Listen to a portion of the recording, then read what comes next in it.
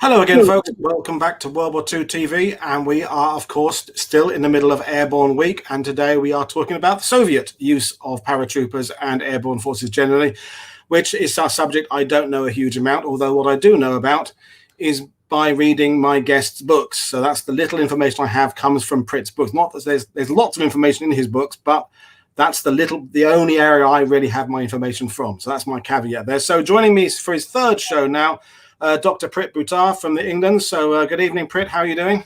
Good evening from Scotland rather than England. Oh, Scotland. Okay, sorry. Yeah, my mistake. My bad. Yeah, we've been having an interesting chat before we even went live there about airborne doctrine, paratroopers, and as we will find out in the show, the Soviet route to developing airborne forces is possibly the craziest, and yet at the same time, as we'll discover, they do seem to have a firm idea of what they want to use airborne forces for. Whether they stick to that is as we'll find out, is another matter. But before we get involved in the show itself, how difficult is it researching the airborne forces within the Soviet history? Do they have the same mystique in Russia as they do to Americans and Brits? Absolutely, they do. They regarded themselves at the time as an elite. With every justification, they were specially selected. And in order to qualify for the airborne forces, not only did you have to be on top of your physical game, but also you had to be a trusted and reliable person politically. So they were, if you like, highly indoctrinated, highly committed, and very, very physically fit. Probably received better rations and better conditions, and regarded themselves with considerable justification as something rather special. Well, and that is the thing that paratroopers do, is regard themselves as something special. And when you were on before, we talked about tank development, and we know that in the 1920s and 30s, certainly with armored vehicles, there is some sharing of ideas, and the Christie suspension kind of moves from country to country. Do we know if Russia are in any way copying other people, or are they forging their own path, or is it a bit of both? It is a bit of both. They did do a lot of development of their own on parachute design and equipment design, but all the way through the 1930s, one of the you do find an occasionally repeated criticism of, we're not learning enough from what foreign powers are doing. We need to put in more effort to find out what the Americans and the Germans and the British are doing, because, why reinvent wheels? And of course, they did benefit from being able to build a licensed version of the DC-3, without which their airlift capability would have been almost non-existent, really, as we'll see.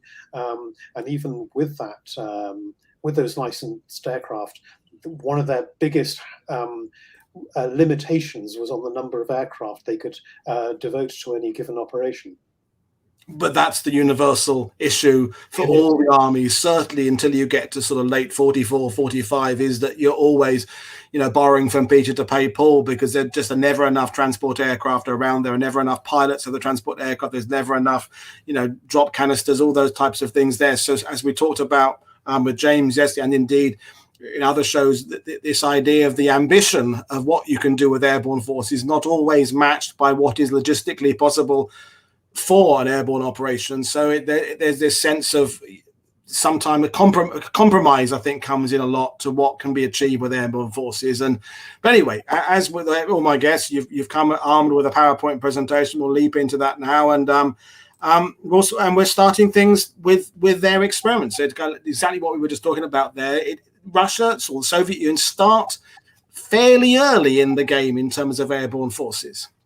It does, and Mikhail Tukhachevsky, the man who created the Soviet concept of deep battle, saw airborne forces as a means of turning this concept into reality, in that you could conceivably engage the enemy in the full depth of their position by showering troops from the air pretty much where you liked, not only in order to seize key positions like bridges and other installations that would be essential to the rapid advance of ground troops, but also to disrupt the enemy. They could block roads to prevent reinforcements moving up. They could disrupt headquarters, logistics, and a whole host of other things, which of course is exactly what everyone else is thinking at about the same time.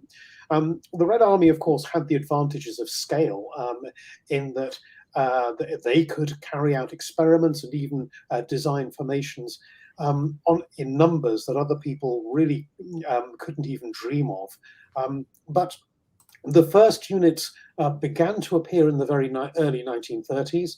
At the time, Tukhachevsky was head of Leningrad district, so this was where an awful lot of the experiments were done. Though in the summer, he and his guys used to enjoy a trip to Ukraine where they could carry out drops in different conditions. And a lot of the early work was done about concepts like how rapidly does a unit get dispersed as it comes out of an aircraft? How quickly can it then concentrate where it lands? How accurately can you drop men? Pretty much the same as everybody else is doing. And as they went through the 1930s, the size of these units began to increase. By 1934, the Red Army was routinely dropping up to 1,000 men at a time in exercises. One of their limitations, of course, was that they struggled very much in terms of aircraft. They had a few of the DC-3s by the beginning of the conflict with Germany, but most of the pre-war experiments were done with Tupolev bombers.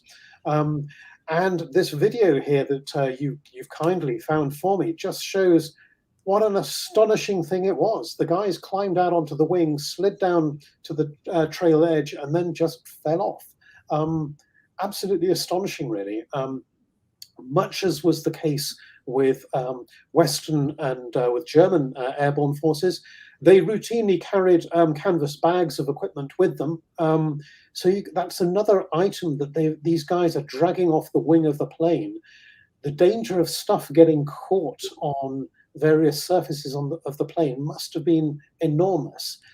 And also the rate at which you could feed men off the plane was not the same as chucking them out of the back of a DC-3.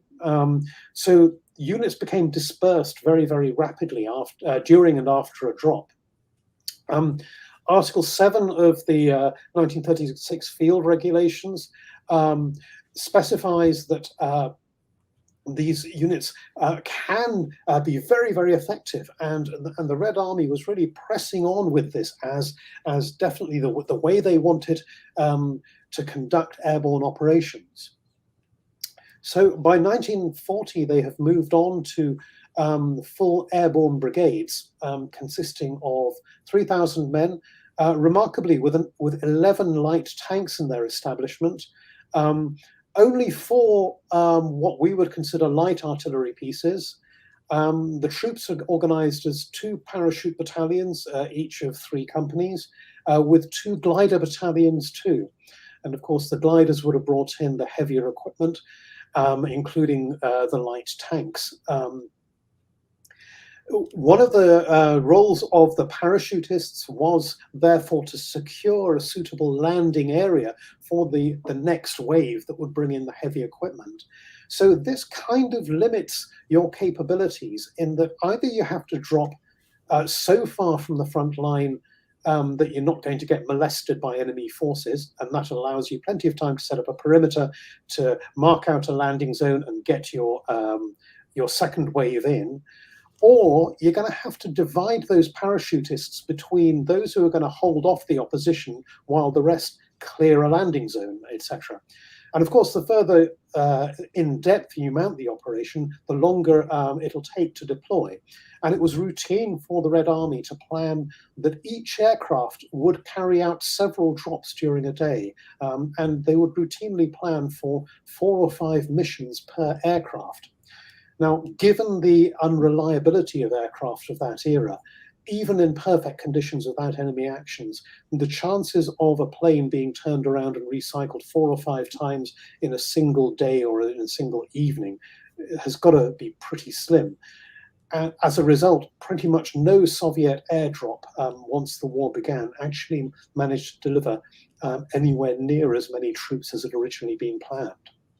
But at this point, Prit, they're ahead of the game. This is 1940. Britain has just really only formed the beginning of our parachute forces. America haven't, well, they're not in the war yet. They're well behind. Germany, I guess, have already been operational by this point, but they're already, it's interesting, they're already coming up with the same paradoxical dilemmas all airborne forces would eventually confront during that war, in that, do you send in a small force that all gets there at one moment, but they can't do much? Do you allow for a bigger force to come in? But then, as you say, you have to this issue of holding drop zones or the repeat flights running into now an awake and an alert enemy. These are the dilemmas that I don't think ever really got fully sorted out in World War II. And as again we said before going live, folks, that there wasn't much of a history of airborne forces. We're talking about 1940 up to about 1945, because after the war, helicopters, everything changes. So I don't think that any side ever really mastered this eternal dilemma of how exactly you use airborne forces. I think that's absolutely right. And in the case of the Soviets, although in many respects they were ahead of the game, as we can see, organizing these brigades and even airborne corps, the problem with that is that once you've started organizing these units and you've already determined what the function is going to be, when you then discover the reality of delivering such a force is different from what you originally expected, it becomes much harder, because you've already got embedded in people's brains how these units should work and how they should function. At least it's a little bit like, I guess, the RAF going into its mobilization phase at a time when single engine fighters had suddenly come into favor again, whereas some air forces were stranded with rather heavier fighters that proved to be of much less value. Again, the Red Army here is saddled with this pre-war concept of airborne forces. Yeah, they're ahead of the game, but unfortunately they're not actually planning for the right game.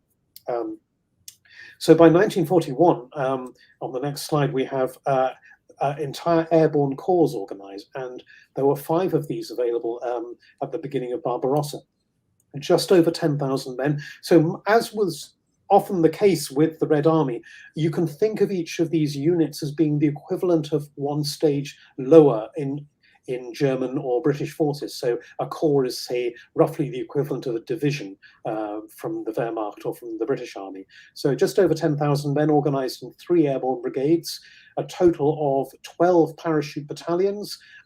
We've done away with a lot of the glider-borne infantry now, largely because they didn't actually have decent gliders, and what gliders they had were needed to deliver the brigade artillery and all of the heavy equipment. We have a whole battalion of tanks now.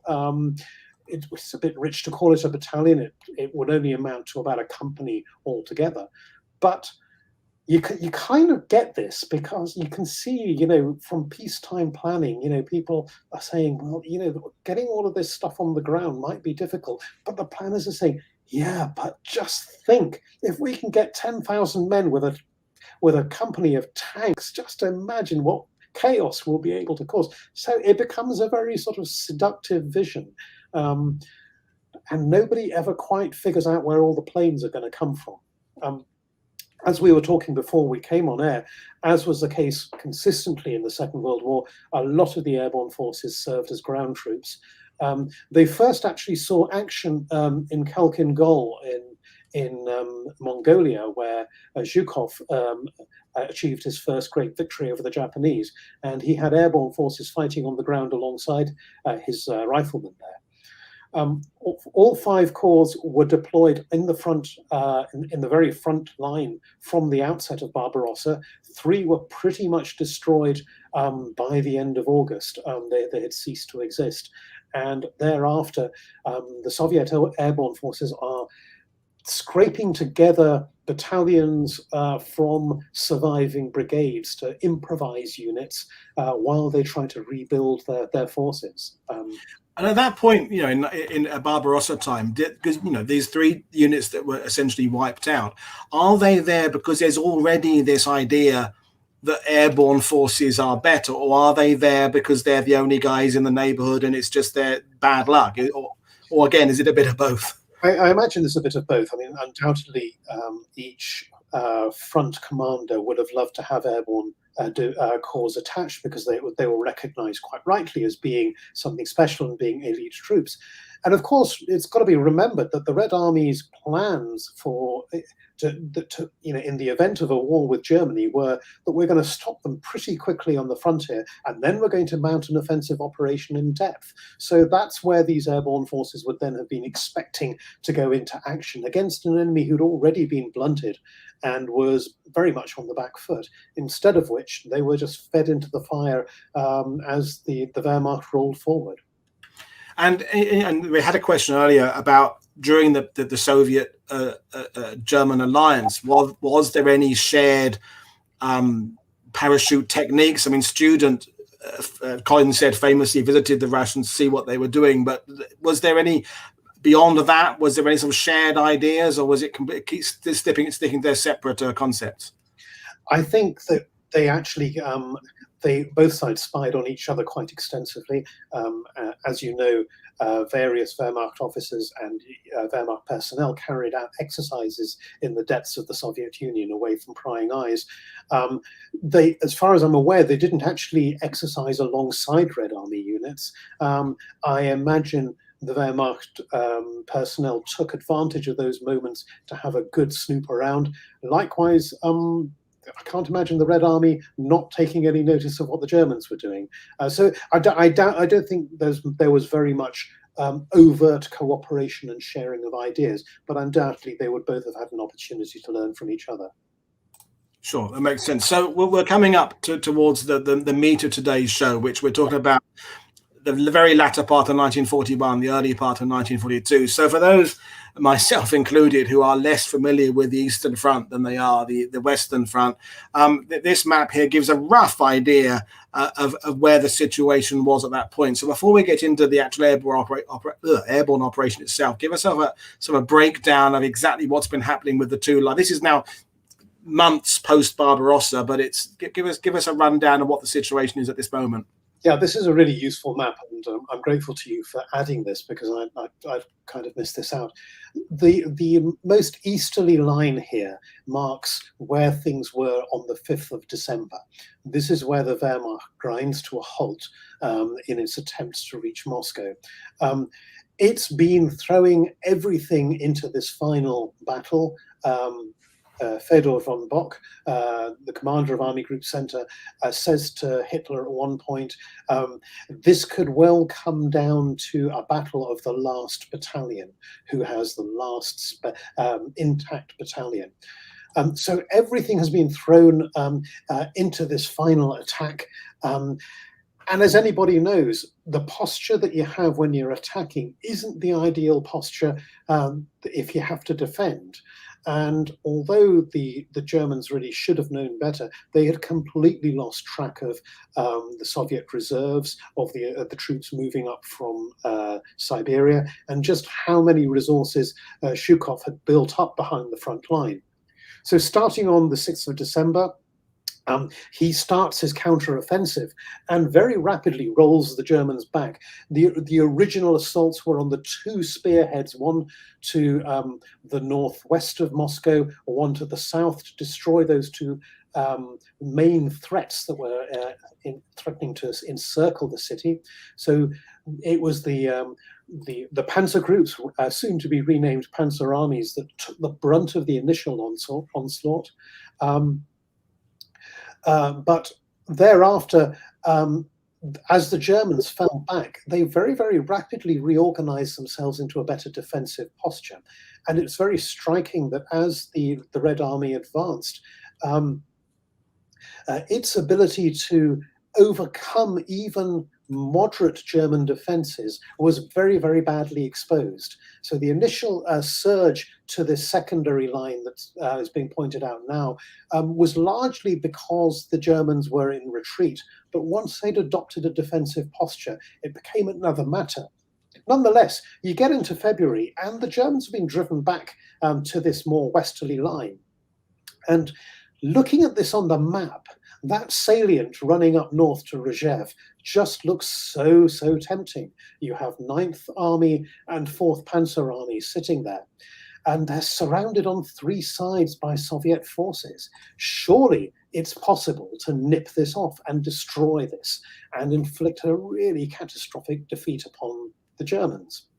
But this is very much map thinking rather than thinking of the reality on the ground.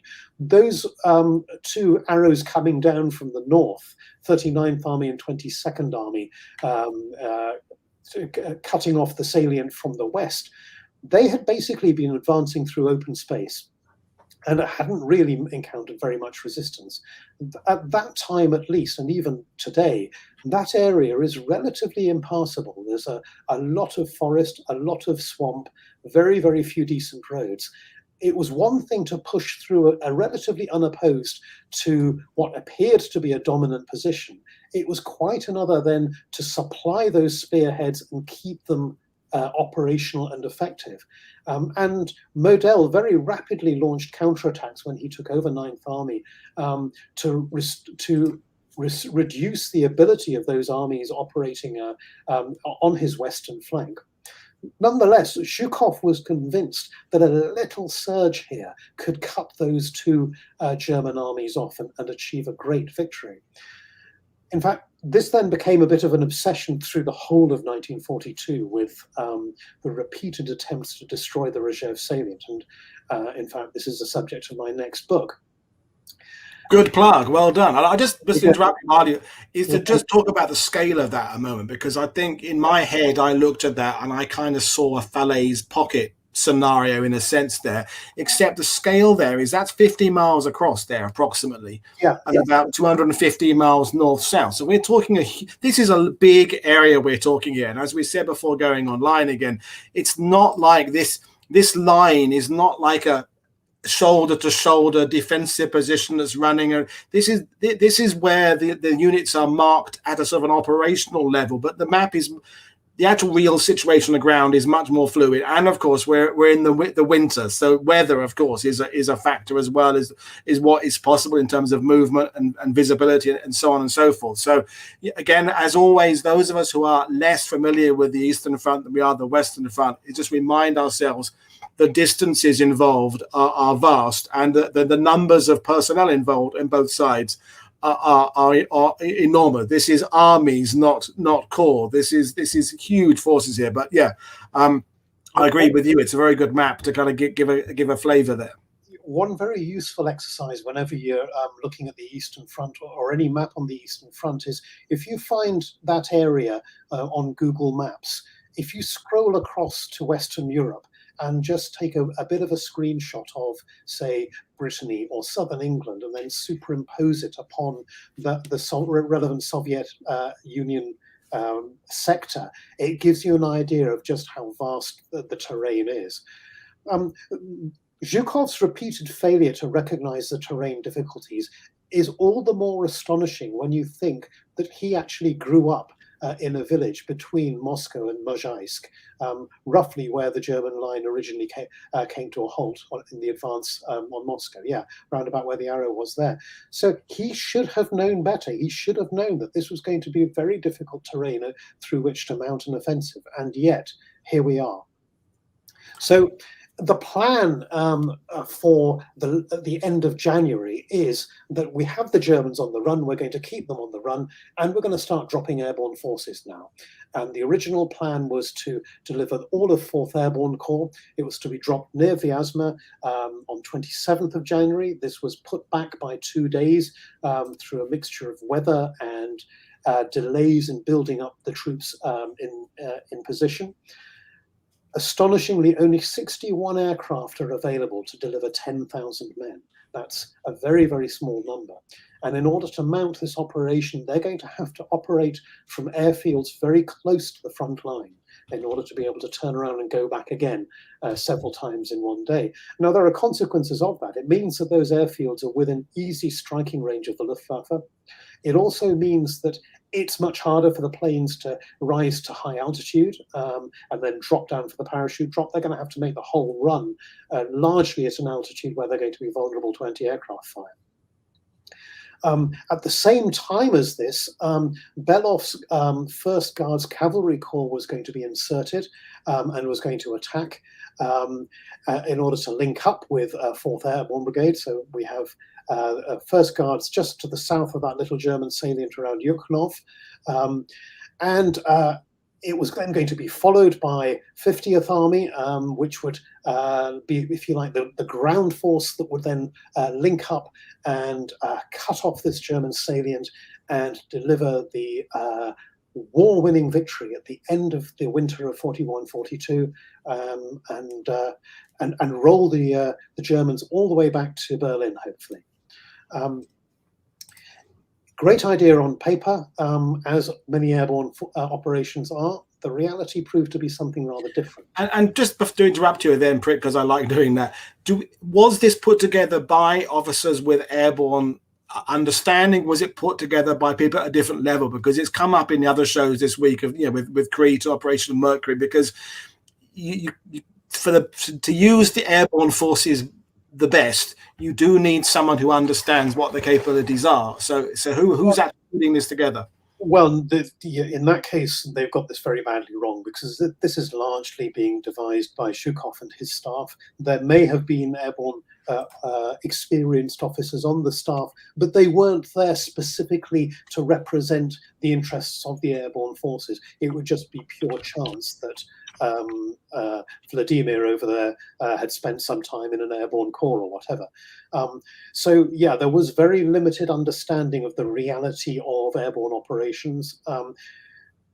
Quite often, you've talked about how so many airborne operations were mounted at very short notice on a bit of a wing and a prayer.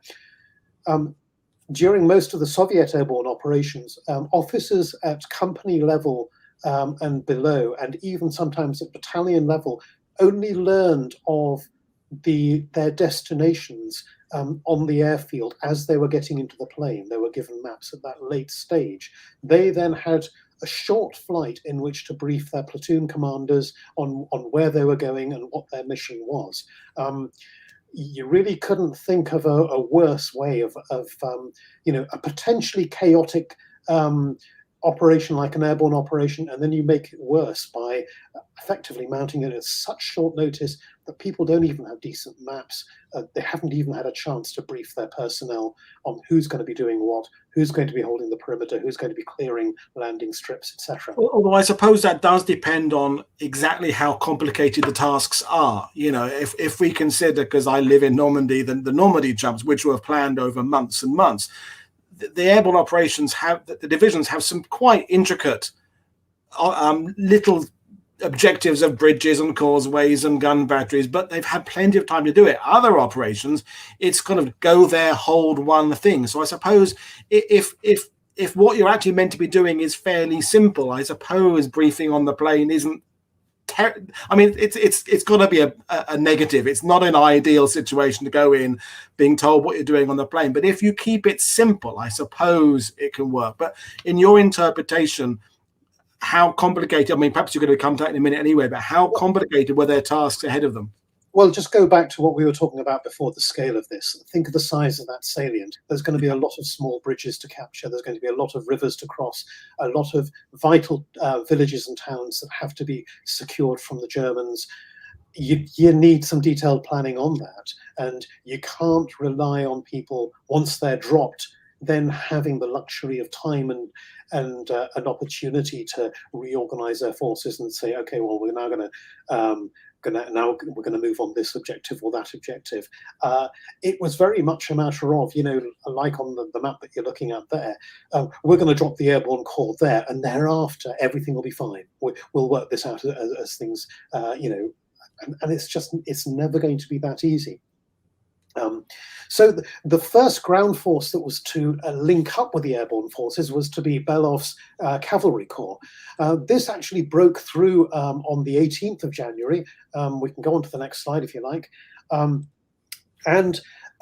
fact, the next two slides, these are the poor guys climbing aboard the bomber and ready to go. So Belov was a very experienced cavalry officer. He'd pretty much survived the pre-war purges, largely because as a as a cavalryman, he was an old acquaintance of Semyon Budyonny, who was one of Stalin's mates from the old Civil War days. And Budyonny almost certainly looked out for Belov and kept him safe. He comes over as an astonishing sort of character, and we'll keep coming back to this during this story. He broke through with only part of his corps. He managed to get through with a total, with bits and pieces of 3 of his divisions. They had to leave behind much of their heavy equipment. He had 2 rifle divisions attached to his corps too. They were meant to follow as a second wave, but the Germans counterattacked and closed off the penetration almost as soon as it began. Most of his units were under strength when they went into action. And as they were forming up, ready to launch the penetration, they had an alarming visit from Georgy Zakharov, who was Zhukov's deputy at Western Front. And Zakharov allegedly, or not allegedly, he told the officers of the Cavalry Corps, the task assigned to you is clear. You have to break through to the Warszawskoye Highway or die, and it's up to you. You can either die trying, or I'll have you shot over here. And I don't really care how many of you I have to shoot to do this. Just read this. It is about the most appalling thing you can imagine being told before you're about to go into action on a risky operation. Those of us who have experience of working in the public sector will tell you that there are many managers alive today who still kind of think like this. He's not got the great man management skills based on that set of orders, instructions there. But you really can't imagine someone like Gavin or Urquhart or Hackett or any of the West, or even Student, ever treating his troops in this manner. It's just an astonishing thing to say. And after Zakharov had left, apparently Belov's intelligence officer just turned and looked at Belov in dismay, and Belov just shook his head and said, "What a terrible man," and just got on with the operation. I mean, theoretically, though, because just to interrupt again, is Belov being a cavalry guy? Cavalry's all about speed and swiftness and getting in. There is a weird parallel between cavalry and airborne forces. That an infantry commander, it takes a lot longer to get an infantry division into action and all the support troops, but a cavalry unit has that where you can turn a battle on a sixpence situation. So that's a sort of a sound idea. I mean, although that's, in a sense, that's the Market Garden Plan, isn't it? 30 Corps, Horrocks is cavalry, who understands the needs of the airborne forces, and I guess look how that ended up. But in principle, there's some merit to this plan by having a cavalry guy who would seemingly understand the need of urgency. Yeah, but to an extent, you're combining 2 forces that have the same strengths and the same weaknesses. So they have the ability to be very mobile. The cavalry then have the ability to remain mobile, which the airborne forces don't necessarily have. But they're also both hamstrung by being relatively lightly armed. They will kind of understand each other's mindset and each other's capabilities, but it's not as if they're going to be able to complement and fill in the gaps in each other's resources. So the drop on the 29th went disastrously. By the end of the day, of those 60-odd aircraft, only 12 were still running. Only one of the 3 brigades was actually dropped. And it was scattered over quite a large area. In the end, Belov had his incomplete cavalry corps. There was this 1 airborne brigade, and there were the 4 rifle divisions of 33rd Army that had broken through and also been cut off. There was a second airborne operation on 18th to 23rd February when a further 7,500 odd men were delivered. On this occasion, there was also an attempt to deliver more heavy equipment for the cavalry, but perhaps a third of the equipment and ammunition that had been intended actually reached the airborne forces. Meanwhile, the big ground attack that was to break through, a bit like Horrocks hammering up the road through Eindhoven, this barely got off the ground. The troops who were cut off behind German lines said they often heard the thunder of artillery or whatever, but it wasn't as if the Red Army was on sort of a do-or-die mission to break through. To a large extent, every time the ground forces attacked, when they hit German defences, the fighting just died down within a day. There was very little attempt to break through in strength. Meanwhile, Zhukov was issuing often contradictory orders to the airborne forces. This area, incidentally, that was controlled variously by the paratroopers and the cavalry, became known to the Red Army as the Landing Republic, and it was absolutely enormous. At one point, they controlled an area behind German lines, nearly half the size of Belgium, and there were huge areas where the Germans couldn't venture out of their little fortified villages. Even to move supplies from one to the other required a column of vehicles to protect it. And the Soviet forces were just roaming around in this area, lacking the strength to take any major objectives, but also quite powerful enough to deal with the few rear area units in their path. You know, this is very much the sort of area that the German security divisions would have been operating in. So you've got a bunch of 30 and 40-year-olds without any artillery, backed up by maybe a couple of police battalions, and they're having to deal with crack airborne forces and a Guards cavalry corps.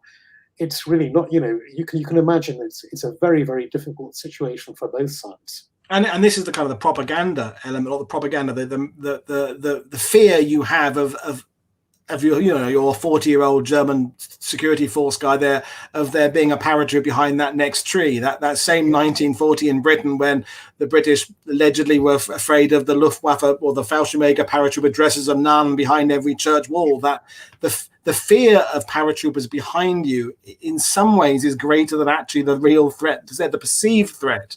Is there? So you can understand this being a very interesting situation. You can add to that the numbers of partisans in the area too. So if you get shot at, was it a partisan? Was it the dreaded airborne forces? Was it a cavalry unit? You know they're all there. Deprived of any contact with the rest of the Red Army, the men in the Landing Republic now started improvising. An awful lot of Red Army equipment had been left behind during the retreat, some of it deliberately hidden, some of it just abandoned, and they started finding it. And at one point they had a small squadron of tanks that they had put back into operation. They had one long-range artillery piece hidden about 6 miles from Vyazma, and they would open fire at random times during the day. They had targeted the railway depot at Vyazma and would just lob a few shells at it and then stop firing again. And the Germans knew that it was there somewhere, but they had no idea where it was. And in fact, they didn't really make much of an attempt to track this gun down until one day the gunners got lucky and hit an ammunition train. And unfortunately for the Soviet forces, they then ran out of ammunition shortly after. But the Germans never quite managed to locate where that field gun was hidden. I think the next few slides are about the aircraft that were being used. This is one of my favorite machines of the Second World War, the wonderful Po2 biplane. This was a thorough nuisance for the Germans throughout the war. It could operate from the shortest conceivable landing strip right behind the front line. It was used for nuisance raids during the night.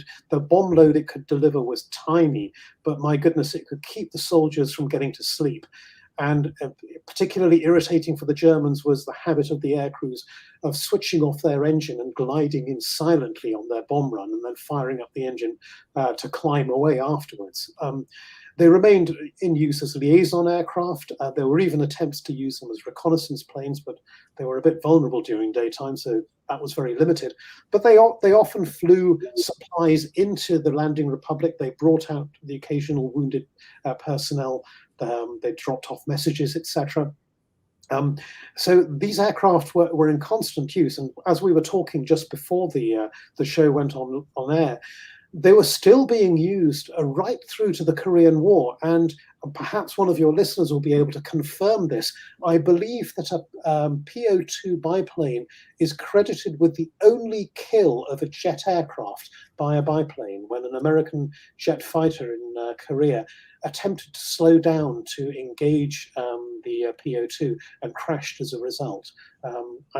I really hope that story's true. It certainly deserves to be, really. Yeah, it sounds, if that rumor of that story exists, it's probably because it does actually is true. Well, someone will be googling it now and answering it, and I certainly hope so. So yeah, and we've got, of course, the what appears for people to be just a C-47, a DCD, but of course it's the Russian variant of it. But this, theoretically, if they'd had it in big enough numbers at the right part of the war, as you said earlier, was a potential game changer for the Soviets, because although not designed as an airborne aircraft, it had all the qualities that the Americans and British found to love, and it sort of formed the basis of how we use parachute troops for the next sort of 20 odd years, the C-46 coming afterwards. So the issue of 61 aircraft, is that simply because they just don't have enough at that point, or are they somewhere else? Well, they really don't have anywhere near enough. That they haven't recovered from the massive losses they took in the opening couple of weeks of Barbarossa. And also, unlike the British in Normandy and Market Garden, and indeed, for that matter, in Sicily, they didn't achieve air superiority before they attempted the drop. So although they talk about only having a dozen odd transport aircraft available at the end of the first day's operation, the fighter cover was reduced to just 4 planes by that stage. And the Luftwaffe actually outnumbered the Soviet fighter cover. So these aircraft, whether they're these or those Tupolev bombers we saw earlier, these are very, very vulnerable. And the Germans are hunting them down because the Germans recognized what was happening. They realized where the airfields were that these drops were coming from. They started attacking those airfields. So a lot of the paratroopers were killed on the ground. A lot of the aircraft were damaged on the ground. The fighters were deployed. They knew where the flight corridors were, so they were intercepting aircraft, shooting them up. You can see why the drops just became chaotic so very quickly. And this is what fascinates when you were saying about that they were spread over a wide area. The Germans are worried about the Soviets being behind their lines, and the inherent strength of an airborne division is causing the enemy to not know what to do. Again, when I'm thinking of Normandy, the missed drops of the American divisions is that German commanders there are getting reports from literally everywhere around them. So therefore, where do they send their reinforcements to? Which report are you receiving is 2 guys jumping out of an aircraft, and which is 2,000? And until you get your firm information, you don't know where to move your men to. But in the case of Vyazma, of course, they're not necessarily trying to cut out the fighting arm. They're cutting out the support by flying and destroying the bases and where the lifts are coming from, which is not cheating in a way, but that's the vulnerability there, is that the guys on the ground aren't doing too badly. They've got areas to move into and they can fall back into forests and what have you. But if you can't get resupplied, if you're getting no more ammunition, and then how long are you going to last? Yeah, and the Germans learned very quickly that having experienced the landing Republic in action, the secondary drops that followed, they were quick to get troops on the ground before the airborne forces had a chance to get organized. So here's a quote from a junior officer who was a combat engineer with one of the airborne drops. So this is now February, and they're going into the landing Republic as reinforcements. And he says, we were told that we would be dropped in the bridgehead in the German rear zone, but in fact, we were dropped about 40 kilometers from the encircled brigades. It was bloody chaos, and for a whole month, the Germans pursued us through the forests as if driving wild animals on a hunting expedition. We jumped at dawn from a height of 1,500 meters. Several other transports flew alongside our Douglas. When I landed, there were paratroopers from other planes nearby, but I saw only 2 of my own sappers. We started to gather. We didn't even have time to roll up the parachutes before machine guns opened fire on us from one side, and the paratrooper next to me was hit and fell down. We dropped our parachutes and rushed into the nearby forest, and at this time mortar bombs began to fall on our drop zone. There were only 30 of us in the forest, and the most senior, a lieutenant, took command. We tried to locate the PDMMs. These are these canvas bags that they dropped with them with their equipment. And the PDMMs had been dropped over too large an area. The assault force was not where it was intended. We went deeper into the forest, and new groups of paratroopers joined us until there were about 200, including a major with a map and compass. So this is the first person who actually has any idea where they might be. He indicated we should follow him, but we had only walked about 500 meters before we were ambushed and came under gunfire and mortar bombardment, with a machine gun firing from just 100 meters away. We returned fire and took losses before retreating into the forest. This continued for several days, constant skirmishes wherever we went. There were frequent ambushes, and we were pursued through the forest with firing from all directions. We were already low on ammunition and our food ran out, and we were becoming desperate. But then we encountered General Kazanin's paratroopers from 4th Airborne Corps and Belov's cavalrymen in the forest. It was painful to look at the cavalry horses, emaciated and reduced to just skeletons covered with skin. We were all starving, and the paratroopers were gathered in groups, no longer into precise battalions, and the Germans pursued us methodically to try to finish us off. We broke through in one direction or another. Scattered groups wandered and merged once more into larger groups before scattering again after the next battle in the forest. So you can see that this is not a remotely organized fight, and it's probably just as chaotic on the German side. They, as you say, they have no idea whether the reports of contact refer to a large group of German forces or just a handful, and all they can do is just send whatever they've got and scatter whatever they can find. At one point, Zhukov ordered the cavalry to move against Vyazma and to capture the city. The airborne forces were to capture Ugra and cut the railway line to the south, whilst the 4 divisions from 33rd Army, just there, were to link up with the Soviet forces breaking through from the east. The airborne forces managed to overrun a couple of positions. The cavalry managed to get within perhaps 8 or 9 miles of Vyazma, but by now 5th Panzer Division was in position in their path. And much like airborne forces at Arnhem, they discovered that against German armor, they're really completely outgunned. The ground offensive to break through to them made no progress at all. Too late, Efremov was ordered to turn his 4 divisions around, and instead of breaking out to the east, was to link up with the other forces. One of his divisions succeeded in breaking out, and the commanding officer of that division was then court-martialed, even though the order to turn around had come too late. Efremov was actually killed during the attempted breakout, but those 4 rifle divisions effectively ceased to exist. So after this operation, so by the end of March, we have the airborne forces and the cavalry pretty much linked up. But there's really no hope of breaking through. The German defensive line is now solid. They lack the strength to break out, and the German armies to the east are also too weak now to break through to them. But at the same time, these forces are a real nuisance. They're blowing up railway lines, they're operating with the partisans, and they're really making life difficult for the Germans. So as we go into, we then have to endure the whole of the thaw through April and into May. And as the ground began to firm up, the Germans decided it was now time to mount an operation to destroy the landing republic. And this was run very much by 5th Airborne, by 5th Panzer Division.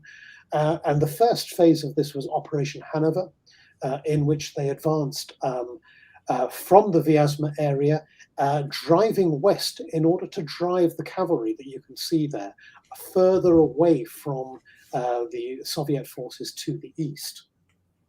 The operation began about in the 3rd week of June, because the Soviets had some warning it was coming, and they did what they could. And they largely retreated intact in the face of 5th Panzer and its Confederate forces. And they retreated towards the town that you can see towards the western end of the map there, Dorogobuj, which was the largest town that they had taken under their control.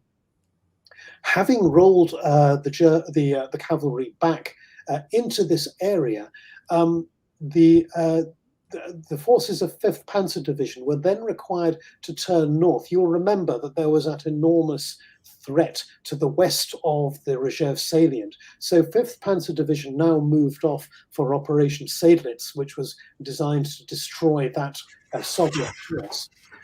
But at this point, Belov, who was now in overall command of the Soviet airborne forces, was faced with a choice of what he was going to do with the rest of his troops. And Zhukov offered him a choice. He said, you can either break out due east to link up with the armies to the east of Vyazma, or you can try to break out north to link up with the forces who were the original northern pincer of the attempt to isolate the salient. Aware that that area was about to come under attack from German forces, Belov wasn't at all keen on that operation. Moreover, he wasn't particularly keen on attempting to fight his way through to the east. He'd already tried that before and had failed. So at the end of June, he mounted an operation which involved escaping to the south and aiming to reach the Red Army's lines near Kirov, right at the bottom end of this map. The main problem was that highway that you can see running east to west, further south. Just there, just south of Spas-Demensk. You can see there's this railway line running. These are the railway lines. You can see. Do I have a mouse? Can I control this? No, it's just me. Okay, so basically, if you see the Soviet 10th Army there, that's a railway line running from there up towards Spas-Demensk, and it crosses a highway that runs from the top right to the bottom left, just behind the German front line, near Pezoshnia and near Spas-Demensk. You can see that line here. That's it. That line there running diagonally across the map. Oh, right. Yeah. So this road was being patrolled regularly by German armored forces. You can imagine something like a Panzer Division's reconnaissance battalion would be the ideal force for this sort of operation. So moving largely at night, the cavalry and the airborne forces approached that road, carrying their wounded with them. And they reached the road. Some of the airborne forces and some of the cavalry stormed the way across the road, but by now the Germans were aware of their presence, and German tanks began to arrive, cutting them off. The force that had broken across the road then managed to make its way to link up with 10th Army to the southeast. But with the rest of his men, Belov decided that to try to repeat the maneuver would just invite destruction from the German forces that were gathering in his path. So instead he turned west. He moved a little distance to the west before turning south again, crossed the highway, and eventually managed to break out near Kirov and linked up with the Red Army. It was an epic operation. The cavalry had been operating behind German lines since their original breakthrough in the second week of January, and now we're at the end of June. They have been behind German lines all that time, receiving very, very few supplies, and Belov was immensely proud that at least one of his regiments managed to bring most of its horses out alive at the end of the operation. A real cavalryman's pride there. The airborne forces who escaped, Bogatsky, whose account you heard earlier, he said, we owed our survival entirely to one thing. We were airborne forces. We were better trained than everybody else. We were better motivated. We were tougher. We were better soldiers. And that's what kept us together through this time. The Germans actually had enormous respect for Belov. In his diary, Halder, the chief of the general staff, refers to him as that remarkable man. And Blumentritt at the German headquarters confided to one of his colleagues that when he learned that Belov had escaped, he was secretly glad that this brave man had made it out of the encirclement. So these forces that have been operating and making a thorough nuisance of themselves behind German lines all of this time had earned the respect of their opponents. Even though the attempt to break through and cut off the salient had failed, they had still achieved a great deal. For the airborne forces, there was no rest. After, I think, about 3 weeks of recovery, Bogatsky and his colleagues were put on trains and were sent south just in time to get involved in the fighting around Stalingrad. Wow. And as you were relating that story, of course, my brain was connecting it to the other airborne operations we know about, like Crete, like Normandy, like Market Garden. And there's so many parallels. There's so many things you can compare in that this ability of the forces on the ground is when you're airborne seems to be unparalleled. The 101st in Bastogne, the 6th Airborne in Normandy, the Fallschirmjäger in Monte Cassino, the list goes on of these airborne forces. For whatever reason, esprit de corps, belief, they seem to go on further, longer than anybody else, and the respect from the enemy, which is another unique thing about amongst airborne forces. You see that with Fallschirmjäger vets meeting 101st Airborne vets in Normandy. You see that with the respect, begrudgingly in some cases, between the 1st Airborne vets at Arnhem and some of the German units that were there, even the 9th and 10th SS. There's still this begrudging respect and admiration there. So, and yet, as we've already discovered, the airborne plan itself was inherently flawed. So you can't help but drawing this idea that if only we could find the optimum use for airborne forces, they will be able to do things beyond their size. They can give a result bigger than the force you're putting in, and yet they're so often used badly. Is that kind of how you draw your conclusions from this? Absolutely. And with each of these airborne operations, they are either just about successful or they come close enough to success that nobody says, this is a crazy thing, we've got to stop doing this nonsense. Instead, everyone's just saying, you know what, we really did it. But this is interesting. This is part of the service manual that was drawn up in September 41. So this Barbarossa has now been rolling for a few months, and a lot of the airborne forces have already been wiped out on ground combat. These were the missions that the Red Army saw as ideal for airborne forces. This is what they were going to do. Now, if you look at this, disorganizing enemy command and control and rear area logistics facilities, the second bullet point. Yep, they achieved that in the Vyazma operation. None of the others. None of the others. The ground forces they could link up with, the cavalry were as lightly armed as them, so they couldn't encircle and destroy any enemy groups beyond, a village strength or small town garrison. They certainly didn't hold terrain pending the arrival of ground forces. They never attacked any German airfields, and securing river crossings again. It didn't arise because of the reality of the failure of the ground forces to break through to them.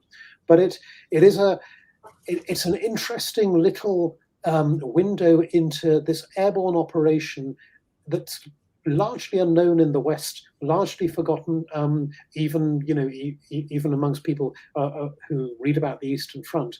And yet, as you say, it was promising enough that you can see everyone thinking, we've got to keep on going with this, guys. We can make this work. We can deliver something with this.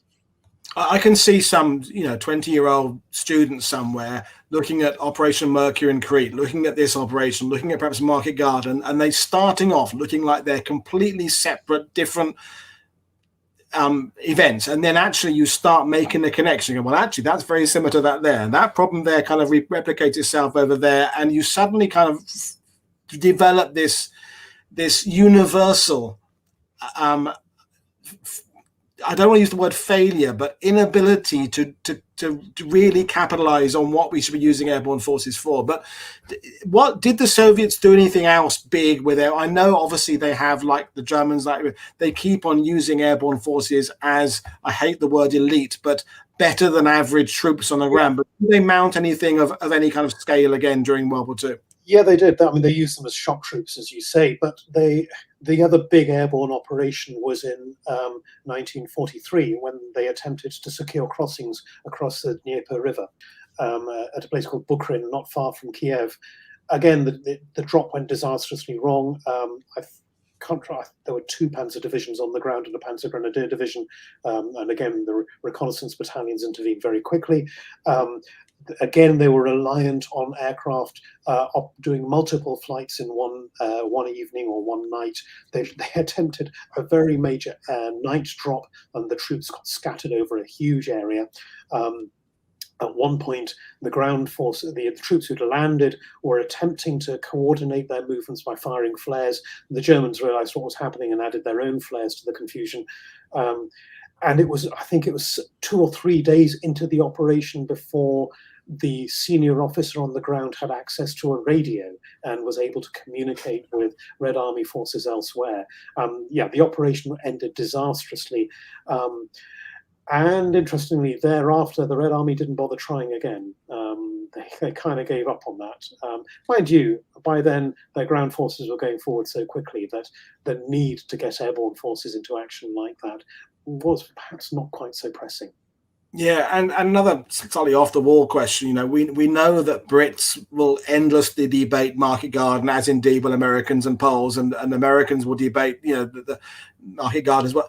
Do Soviet or airborne aficionados still look at these ones and go, if only we'd done? Do they have the equivalents of the Arnhem Nijmegen type scenario? Are there like these 10 points they go, should have done that, or is it largely forgotten to those historians as well? I think it's pretty much buried. The biggest controversy over this is whose fault it was, because the airborne forces will say it most certainly wasn't ours, inevitably, because that's part of being an airborne soldier. You blame other people. But the question is, was it Zhukov's fault or not? And the cavalry corps officers, to a man, all blamed Zhukov via his deputy who had given them that appalling order. The airborne forces felt they were badly let down, and in the end, directly or indirectly blamed Zhukov. But of course, Zhukov's legend was strong after the war, and even now to criticize him is still something that is controversial. So it's become sort of subsumed in that greater criticism of, was he the flawless general, and particularly in the context of the battles around Rzhev all the way through 1942, and the attempt to portray these as strategically vital for tying down German forces that might have been critical at Stalingrad. That was never the intention. It was always about Zhukov's desire to crush that salient. And in a sense, blaming Zhukov is almost like, again, I'm drawing the parallel when people blame Montgomery for things that actually they don't really mean Montgomery. They mean Dempsey, or they mean, you know, the 8 Corps commander, something like that. It's, you know, Zakharov to me is clearly a bit of a villain of the piece here, not least of which for that awful. I can think of some amazing, inspiring going into combat speeches by some airborne commanders, Howard Johnson, the 501st in Normandy. This has got to be the worst. that is not what you say to a bunch of guys who are about to risk everything, you know. Yeah, and you know, Zakharov was very much a general in Zhukov's mold. You know, Zhukov was utterly ruthless himself, and the way he attempted to bludgeon his armies through to Rzhev all the way through the year. You know, you have to see the Vyazma Airborne operation in that context. Yeah, it was a bit of a shambolic disaster, but so was pretty much every Red Army operation around that salient. And so much Soviet historiography has been tied up in trying to sell it as this masterful, you can't see Red Army operations in isolation, you have to take them as a whole. And it was all part of, it was exactly the same as Stalingrad. It was to tie down forces so we could be triumphant elsewhere. That was never the intention. And kind of the lessons learned idea, that almost Canadian Dieppe. It doesn't matter what happened, we learned stuff for later on. No, well, not even that. The historiography attempted to portray all of these operations as not even, yeah, they were a bit of a mess, but my goodness, we reaped the benefit later.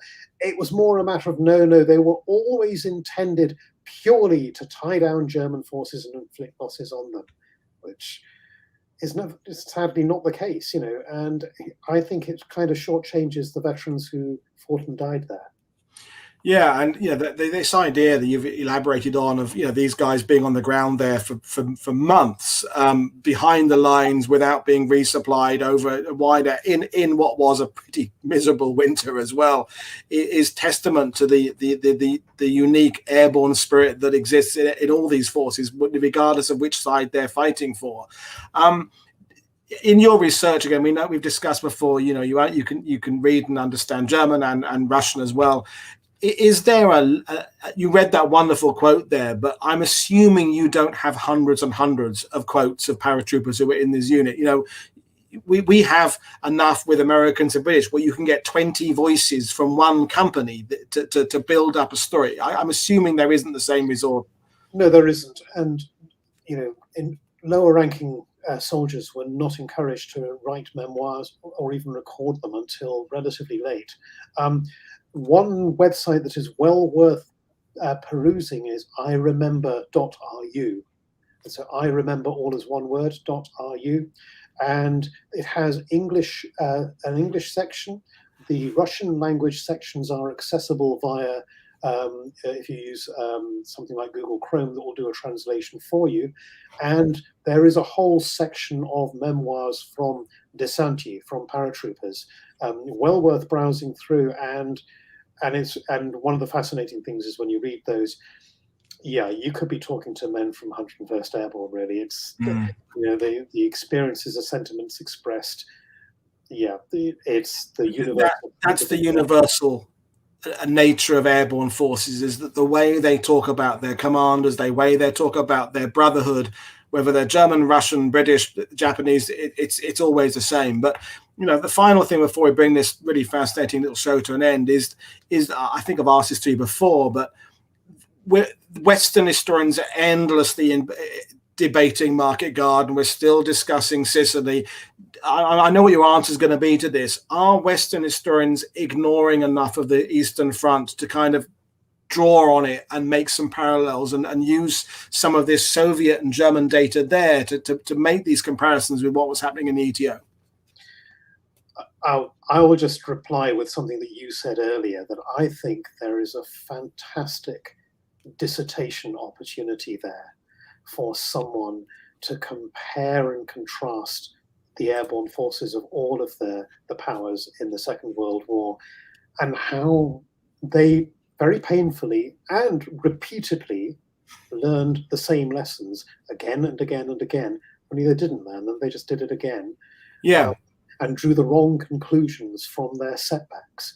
And I think there is a fascinating thesis there for somebody to. I agree, and I think that each army that uses airborne forces gets a certain amount of it correct, and that seems to be the same correct they get, and also they get, interestingly, the same things wrong as well. This failure to really understand what you should be using airborne forces for, this balance of surprise, shock, and awe, and yet resupply. No one ever seems to really.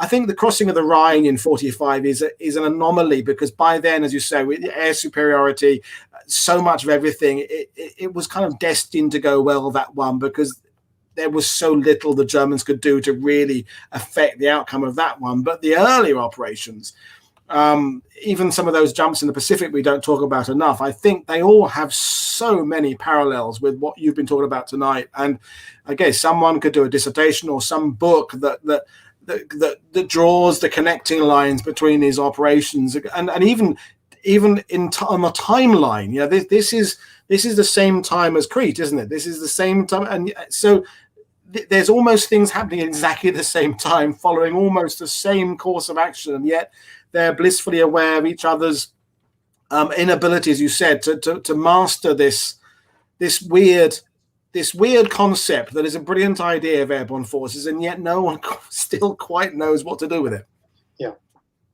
Is the endless paradox there. But anyway, it's actually been an amazing talk, and as usual, whenever you want to come back and talk about something else, you're more than welcome to, because you always do very well, and people love what you're talking about. So I will just remind people what we've got coming up tomorrow, and I'll come back and say goodbye in a second. So folks, one more show in Airborne Week tomorrow. That is Primasole Bridge, Sicily. So we're back to 43 again with Mark Salinger. That'll be interesting, talking about another landing that had its issues and it ultimately succeeded, but probably because the link up on the ground occurred better. But we'll do that tomorrow. And then weekend off, although I will remind folks, I am acting as a guest question master on the Fighting on Film war movie quiz on Saturday evening. So check the Fighting on Film Twitter account or Facebook. I'm a guest quizmaster offering some questions about films. So if you're free Saturday night, check out that. But right now, it remains me to say thank you very much, Dr. Buttar, for joining us. As usual, folks, the links to Prit's books are in the description below. Not all of them, because there's a lot of them, but there's about 4 links in the description below. Check out his writing, check out Twitter feed, check out me on Patreon, check out everybody who's always a guest, what they're doing on social media. But right now, thank you very much, Prit, for joining us, and everybody else, enjoy the rest of your day. This is Paul Woodedge for World War II TV saying thank you for giving us your evening today.